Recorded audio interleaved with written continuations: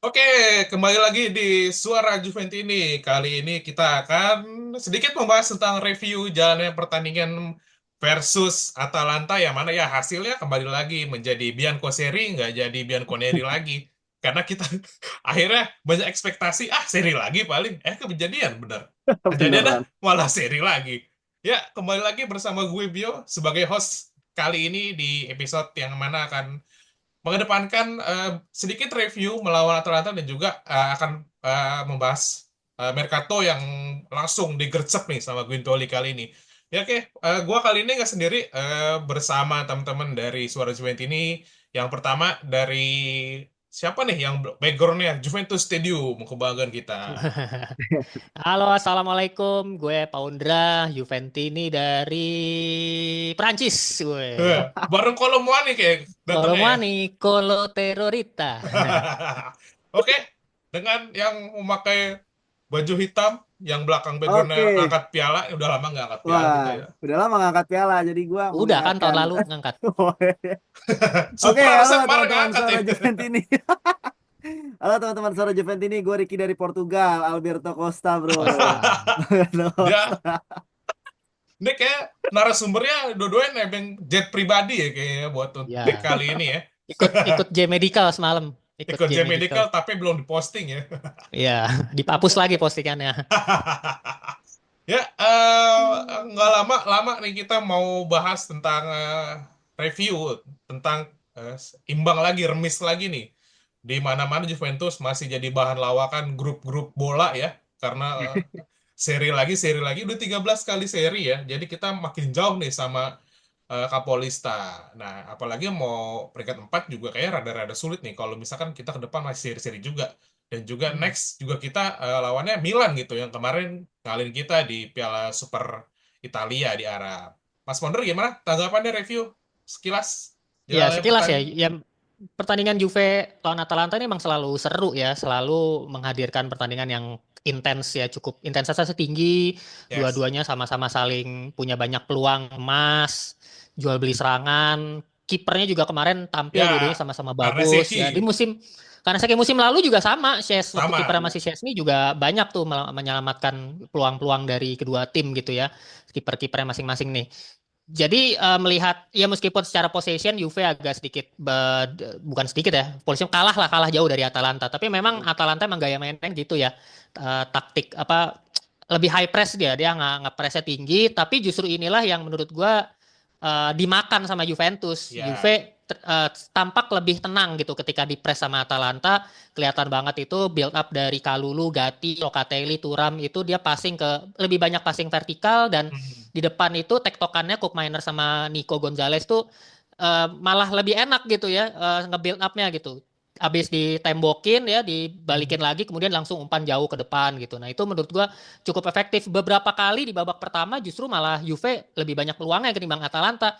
Jadi efektif gitu meskipun kita lebih banyak di press, lebih tapi ketika kita sekali build up itu langsung tembus tuh pertahanannya Atalanta tuh beberapa kali tuh karena Seki makanya tampil bagus. Nah, kemudian di babak kedua kita bisa nyetak gol, alhamdulillah ya, unggul lebih dulu. Cuman sayangnya ya lagi-lagi ya, lagi-lagi dan lagi kita nggak bisa mempertahankan keunggulan gitu. Jadi mungkin ini udah banyak dibahas di video-video sebelumnya ya Ya. terkait Bianco seri ini nih. Gue nggak tahu kenapa kesalahannya di mana. Mungkin kesalahannya terletak di strategi substitutionnya juga. Kita nggak bisa mengadaptasi perubahan yang terjadi oleh kubu lawan kan karena lawan Torino ketinggalan dulu kita unggul akhirnya seri lawan Milan di comeback lawan Ya. Atalanta Fiorentina pun juga diseriin jadi menurut gua ini pasti ada kesalahan dari di babak kedua gagal beradaptasi melihat perubahan yang terjadi di pertandingan di babak kedua dan itu pun persis terjadi habis unggul 1-0 Atalanta bisa langsung mengubah situasi ya. Ya. Retegui masuk, Zaniolo masuk, Samardzic masuk, berubah total tuh. Nah, sementara di sini Juve gelagapan, malah Locatelli-nya keluar, malah Thuram ditarik, Douglas Luiz masuk, akhirnya kita kebobolan gitu. Ya. Jadi tapi so far sebenarnya ini adalah hasil yang adil ya, fair. pertandingan berjalan seimbang, sama-sama saling nyerang, dua-duanya punya banyak peluang kunci. Juve bahkan udah hampir golin tuh, kena tipis banget ya goal Ya, clearance. Iya, tiang ya. Tapi Atalanta sendiri juga punya goal clearance tuh, si Cop Miners kan. ya, Jadi menurut gue ini hasil yang sebenarnya fair, 1-1 buat gue ini hasil yang adil. Gak masalah imbang 1 poin. Yang jadi masalah adalah dari kemarin kita seri terus. Ketika ada peluang terakhir, Yildiz ya itu harusnya oper ke harusnya Bangula tuh. ya harusnya oper ke Bangula, tapi ternyata gagal Penting. dioper ke Bangulan, tapi dia tapi menurut gue itu juga peluang buat syuting juga sih. Nggak Maksudnya juga biasanya oke. Yildiz kayak gitu-gitu masuk lawan Iya. Inter Milan kan 2 kali Hmm. sudutnya seperti itu tuh selalu gol. Nah ini ya memang kita lagi nggak pas aja, jadi ya takdirnya lagi-lagi kita seri gitu. Aduh, biar gua seri lagi. Oke, Ricky gimana tanggapannya soal view kemarin? Siapa pemain menurut lo yang kemarin oke ya? Dan juga Ya, jalannya proses gol juga oke kayak dari Kalulu ya. proses gol oke ya, proses gol oke banget gitu. Maksud gua Jepang itu sebenarnya memainkan taktik yang monoton ya. Lagi-lagi pemain yang ditampilkan juga itu-itu aja gitu. Maksud Ya, gua bahkan gua melihat bahwa ini adalah salah satu penampilan terburuk Juventus sepanjang musim ini menurut gua ya. Karena yang tadi Mas Pondra bilang sebenarnya kita kalah di ball possession itu bahkan 2 babak sekaligus gitu. Babak pertama, babak kedua tuh kita kalah. Jadi secara keseluruhan total pun kita udah kalah ball possession, dan kayaknya ini game pertama di Serie A di mana Juve kayaknya gagal menang ball possession deh, karena selama ini kita selalu menang kan ball ya. possession kan gitu ya. Menampilkan 3 gelandang yang memang paling sering main sejauh ini, Manuel Locatelli, Kepren Thuram, sama siapa satu lagi, Douglas Luiz. Manuel Locatelli, Douglas bukan, Manuel Locatelli, Cop Miners, Kepren Thuram, Koop Meiners. Locatelli, Cop Miners. Ya, betul ya kan, memainkan 3 pemain gitu, dan McKennie punya rating paling bagus ya di SofaScore ya 8,0 gitu.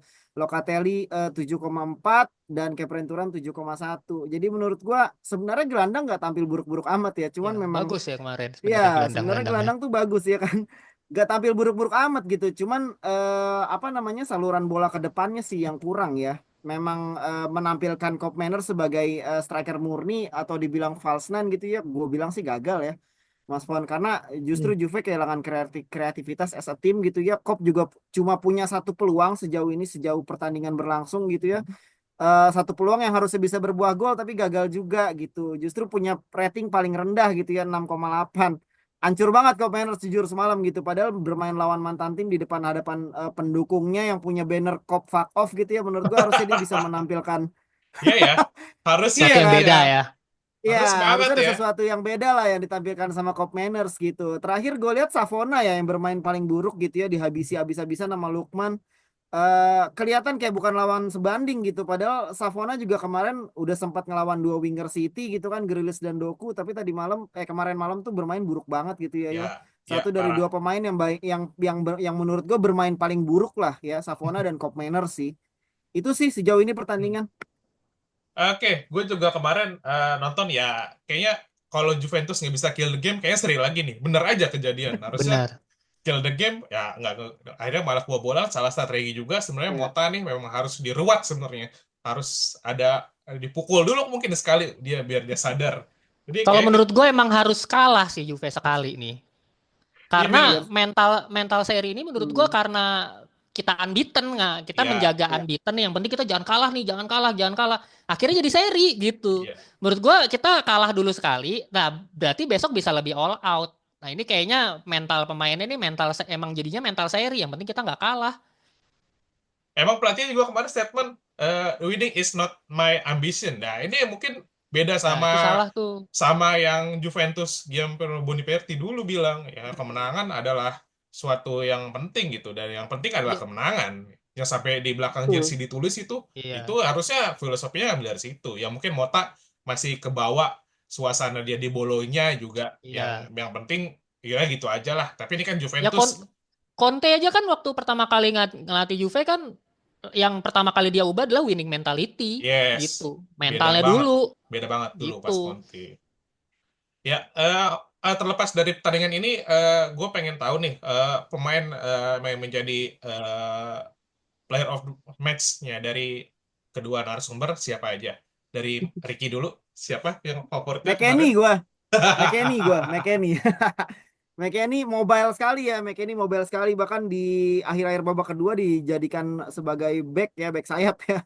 Hmm. Kayaknya dia bisa di semua posisi McKennie bermain gitu. Dan satu assist kemarin counter attack itu keren sih menurut gue ya. McKennie punya apa namanya sentuhan pertama yang sangat luar biasa gitu ya, punya insting memberikan, dia bisa melihat kawannya ada di mana gitu ya, dan ternyata Kalulu ada di sebelah kiri, dia oper dan itu jadi gol gitu. Proses gol yang bagus bermula dari McKennie sih menurut gue. Dia bermain bagus sih semalam sih.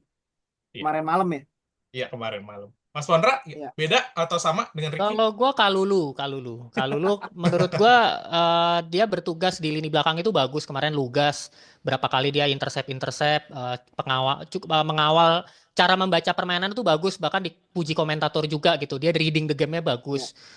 Dan dia mencetak gol gitu kan. Siapa yang sangka seorang Kalulu bisa overlap gitu. Dan sekalinya overlap itu bisa golin. Sebelumnya dia Iya. pernah overlap waktu lawan Lazio yang akhirnya Hmm. bikin backnya Lazio RCRB ya kalau nggak salah ya. Ya. Kartu merah tuh. Kalulu juga overlap gitu. Makanya menurut gua ini pemain terbaik Juve menurut gua tadi malam tuh Kalulu. Nah, kalau McKennie gue juga setuju sih. McKennie di awal-awal agak sedikit nyampah ya dimainin jadi serang sayap kiri. Tapi ternyata di babak kedua mainnya bagus banget gitu. Dia Iya, iya. lebih mobile, dan yang bikin kalau kita sedikit bahas golnya itu sentuhan pertamanya dia tuh nerima long pass Ya. Locatelli, dikontrol sekali, terus langsung dipasing ke Kalulu tuh pas gitu. Jadi menurut gua McKennie juga salah satu yang bagus. Sisanya sih sebenarnya rata-rata air sih, kayak Gatti juga menurut gua kemarin solid. Ya tadi Savona sama Kup udah dibahas lah ya. Nico Gonzalez juga menurut gue lebih mobile, lebih versatile. Thuram juga oke. Cambiaso juga sebenarnya gue kemarin happy ngelihat dia balik main lagi. Dia kembali ke posisinya dia sebagai inverted fullback, dan dia kelihatan build up serangannya tuh jadi lebih kelihatan lagi ketika dia pindah ke tengah kan, bikin tektok, dia ngebuka ruang. Cuman yang memang kesalahan fatal lagi dilakukan sama dia gitu, yang harusnya dia nyundul dia nggak nyundul, even lompat pun enggak. Ya akhirnya jadi kena bully fans lagi gitu. Padahal sebenarnya secara keseluruhan Cambiaso tuh mainnya lumayan tadi malam gitu. Ya, gue juga kemarin ngelihat ya kalau lu solid banget emang. Kalau lu solid kemarin ya. Memang dia kunci Juventus sampai saat ini so far ya. Karena ditinggal Bremer, kalau lu yang menjadi Ya. back tengah. Awalnya kan memang dia diplot sebagai back kanan. Ya, jadi sekarang dia jadi back tengah. Ya semoga ya sering overlap dan juga sering ngegolin di next next berikutnya. Lawan Milan mungkin nanti dia ngegolin lagi karena besok lawan mantannya, Mantan. lawan mantan. Oke, kita tinggalkan pertandingan yang menyesakan untuk para Juventus ini. Seri lagi. Mungkin next lawan Milan kita bisa menangkan pertandingan ya. Oke, kita lanjut ke pembahasan yang lain. Ini ada berita Here We Go. Dua berita Here We Go. Langsung dibungkus sama Giuntoli. Yang satu dari striker yaitu Kolo Muani, dan juga yang satu lagi back sayap kanan ini dari Victoria Guimaraes ya, Alberto Costa. Ini Ya. namanya kurang terkenal ya, kurang familiar untuk para Juventus ini, dan juga para pecinta sepak bola juga kurang juga nih, siapa Alberto Costa, kita nggak tahu. Tapi Memang bukan pemain pro dia yo. Gintelli matanya kan suka gitu, dari dulu zaman di Napoli kan suka ngangkat-ngangkat ke Kvaratskhelia, siapa yang tahu dulu, tahu-tahu jadi Iya, iya. superstar itu. Dan udah Hirigo juga dia ke PSG sekarang gantiin Kolo Muani. Ya, ya gimana nih tanggapannya Hirigo kedua pemain ini? Yang pertama mungkin bahas Kolo Muani dulu ya. Dari Ya. Ricky gimana Ki? Kolo Muani? Oke, Randal Kolo Muani ya, striker muda Prancis 26 tahun. 2022 dia masih main di Nantes, lalu ditransfer Eintracht Frankfurt dan dijual ke PSG mahal banget waktu itu yo, 95 Ya, juta euro ya, karena ekspektasinya emang besar banget. peaknya di Frankfurt belum. Iya, Frankfurt ya. betul. Ada one season wonder dia tuh. Iya.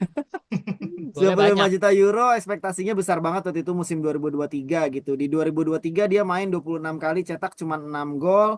Di 2024 dia main 10 kali cetak cuma 2 gol di Ligue 1 gitu. Posisinya di depan, winger kanan bisa, winger kiri bisa, striker Bisa. juga bisa. Versatile dia. Versatile di lini depan ya. Kalau Mon itu sebenarnya pemain yang dulu tuh sempat disandingkan dengan striker legendaris Prancis yo, Thierry Henry Thierry gitu. Gaya Henry. menggiring gaya menggiring bolanya santai gitu ya. Kecepatannya tuh mirip dengan Henry di awal kemunculannya gitu. Jadi publik Prancis tuh dulu awal-awal tuh sempat kayak wah kita udah punya pewaris Henry nih gitu, tapi ternyata sering berjalannya waktu wah ternyata tidak sesuai dengan harapan mereka ya, karena penampilan menurun nih, Ya. golnya juga nggak deras ya, cuman nggak nyentuh 2 digit pun enggak gitu di 2 musim terakhir di Mungkin PSG dia gitu. kena kena mental ya waktu gagal gol final itu tuh. Harusnya kalau gol Nah, itu itu ya. jadi Itu dia. sejarah tuh dia.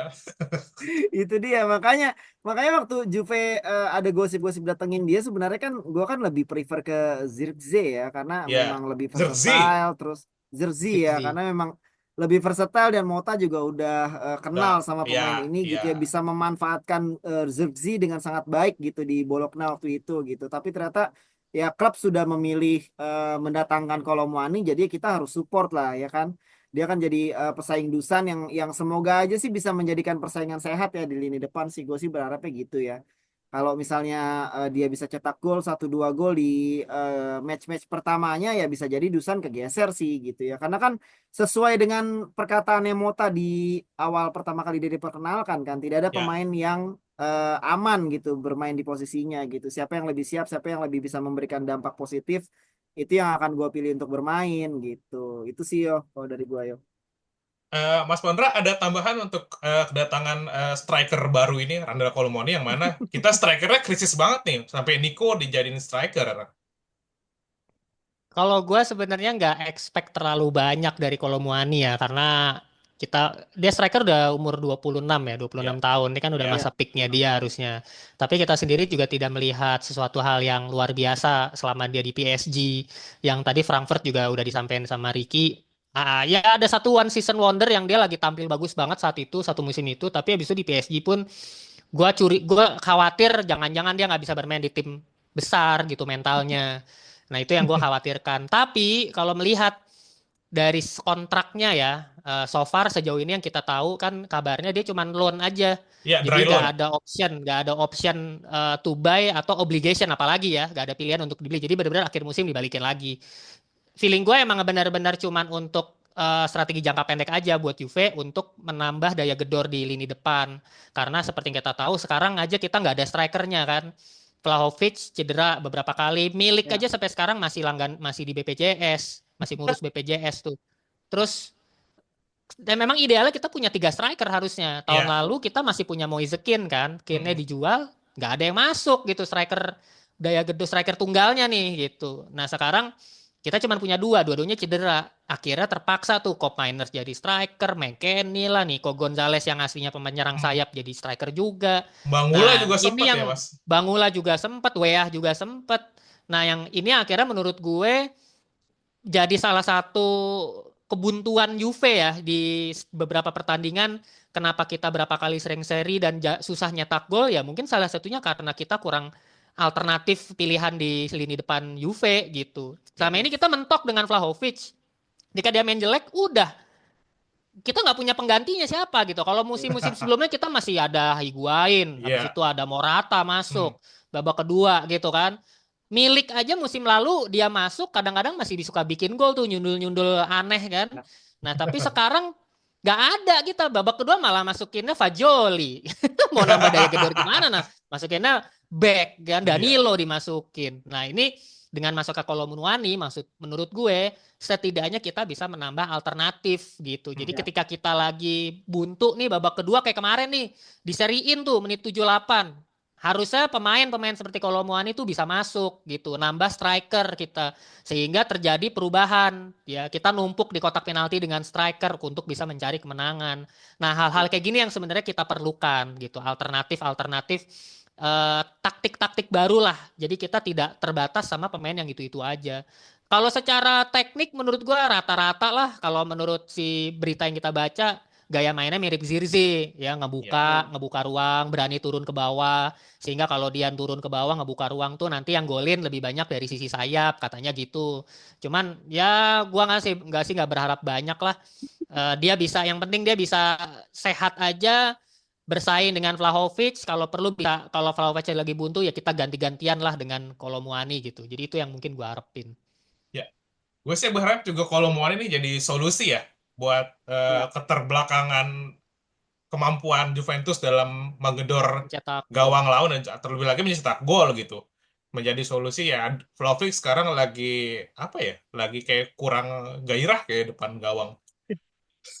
Kayak Dia minta beberapa dijual peluang kali. juga nggak masuk mulu gitu dan juga bikin gregetan kita sebagai Juventus ini. Ya kayak next Iya. dari Alberto Costa nih, ini pemain yang memang mungkin eh, mengantisipasi kepergian Danilo juga ya. Jadi karena ini langsung dibeli permanen 12 M, 12 M 5-nya juga dia Paling nyicil. bonus dan juga langsung dapat nomor 2 loh, nomor punggung 2 yang mana terakhir gua ikonik banget tuh Martin Caceres nomor 2 dipakai. Mungkin nanti bisa segacor Martin Caceres ya. Dia sangat idola banget sama Cristiano Ronaldo. Gue udah lihat videonya, siapa idolamu? Legend Legend Juventus. Siapa? Dia jawab Cristiano Sohor. Ronaldo. Udah jadi legend Juve ya si Iya, Jadi orang Caceres. Portugal. iya, jawabannya Cristiano Ronaldo. Ini unik banget. 100 gol masuk ke museum, Mas. Iya.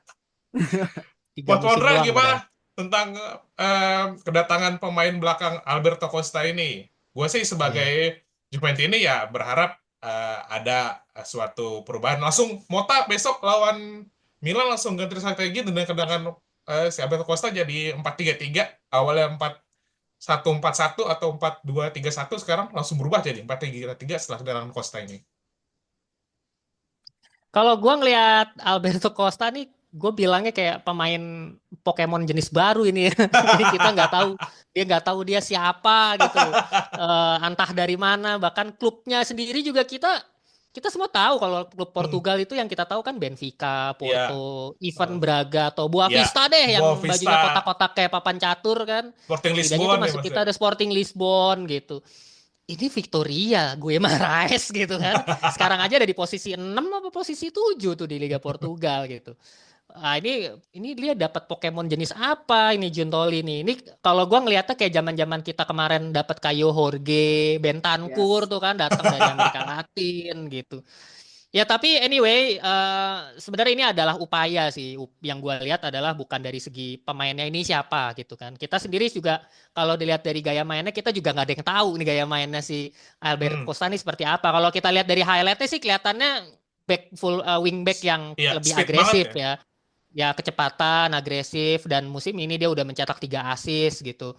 Kalau dibandingin sama Savona ini jadi plus minus saling Ya. tambah gitu. Kalau Savona dia rada bertahan kan fullback, memang Defense. dia fullback murni. Aslinya pun center back. Jadi ini ya tadi gua menyambung seperti yang tadi Kolomuani ya. Ini menambah alternatif aja kalau menurut gue. Kalau dari segi permainan kita belum bisa ngelihat banyak, yang bisa kita lihat cuma di YouTube doang. Kita tahu YouTube itu cuplikan yang bagus-bagus doang. Kita nggak tahu overall pertandingan permainan itu dia seperti apa. Kita nggak ada yang tahu. Jadi masih nebak-nebak nih gitu. Perjudian juga. Nah, 12,5 juta dicicil 4 kali itu juga menurut gua Beneran. dibandingkan ya agak sedikit mahal sih kalau kita bandingin sama Kabal kan Ya, 11 juta tuh udah main di dia Verona di Serie A udah uh-uh. pengalaman. Nah Timnas juga ini Mas ya. Timnas Costa ini baru musim ini dan musim lalu bahkan dia baru masuk tim utama loh usia 21 tahun. 20 tahun dia masih usia 19 20 tahun masih di tim junior gitu. Beda sama Yildiz ya. Yildiz Hmm. 19 tahun udah masuk tim utamanya Juventus gitu. Jadi ini suatu perjudian aja ya. Ya mudah tapi kalau gua nggak mau berharap lebih jauh kalau gua kembali sama kayak Kolomuani. Ini yang penting upaya Juve untuk menambah kuantitas di lini Ya, belakang karena seperti yang kita tahu setelah Bremer cedera langsung tuh berubah ya kita udah jadi gak bisa clean sheet jadi gampang diseriin gitu terus nggak lama Kabal cedera lagi gitu kita center back itu cuma ada 3 musim ini Bremer Kalulu sama Gatti Gatti. Gatti kan Ya.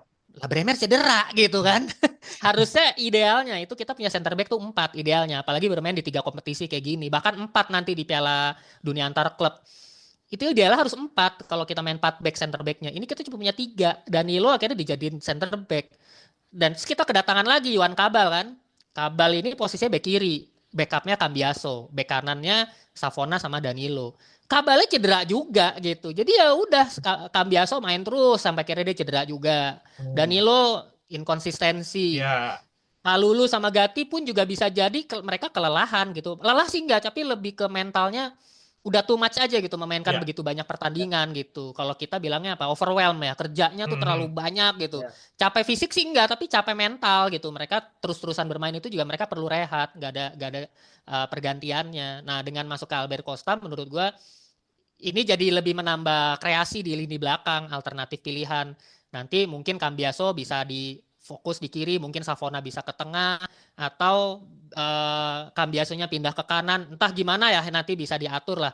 Fokusnya itu bisa digonta-ganti gitu. Tapi catatan gua kalau bisa Danilo jangan pergi dulu. Danilo tetap gitu karena kita kekurangan orang. Jangan sampai Ya. malah di mentang-mentang Alberto Costa masuk, Danilo keluar. Nanti kalau Muani masuk, Vlahovicnya keluar. Jangan begitu. Kita lagi kurang orang gitu. Jadi menurut gua yang penting kita menambah pemain dulu secara kuantitas gitu. Jadi yang penting kita nih sekarang kuantitas dulu. Belum bicara kualitas nih. Kualitas tuh nanti lah. Musim depan tuh baru kita ngomongin kualitas. Gitu sih dari gue. Gitu. Oke, Mas Riki, gimana tanggapannya? Singkat, Alberto Oke, Costa.